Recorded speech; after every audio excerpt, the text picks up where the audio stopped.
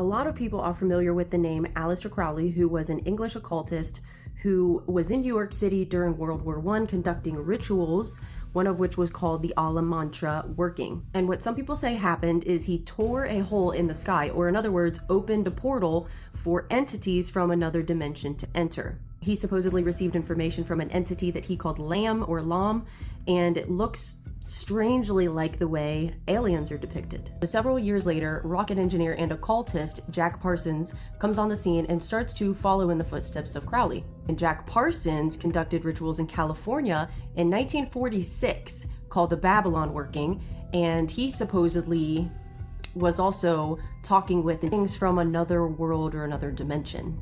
What's also interesting is being a rocket engineer, he also helped develop military-grade weapons, and he worked specifically on the propulsion systems. And then right after the rituals that he conducted in 1946, we have the famous Roswell event in 1947. And this is why many of us connect the alien and UFO narrative with demonic spirits and fallen angels, because you see some strange coincidences with the timing from rituals and opening portals supposedly by people involved in the occult, and then right after you have the whole UFO conversation start to take off and explode and only increase from there on out. But also it's interesting that Parsons was an occultist and seemed to be one of the front runners for working on propulsion systems, which is very similar to what Bob Lazar said, that it was his job to back engineer these UFOs, and specifically he was dealing with the propulsion system.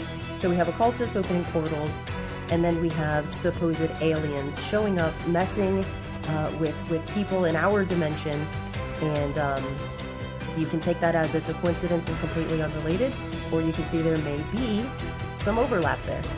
So you can make up your own mind about it. Maybe you think it's a coincidence, maybe you think it's somehow related. I personally do. I believe people in high levels of the occult, into Satanism and things like that, have absolutely opened things up, and they have invited evil entities into our realm to take people, to experiment on them, to do all kinds of unspeakable things. So I believe that that's what we're seeing with the UFOs and the supposed aliens.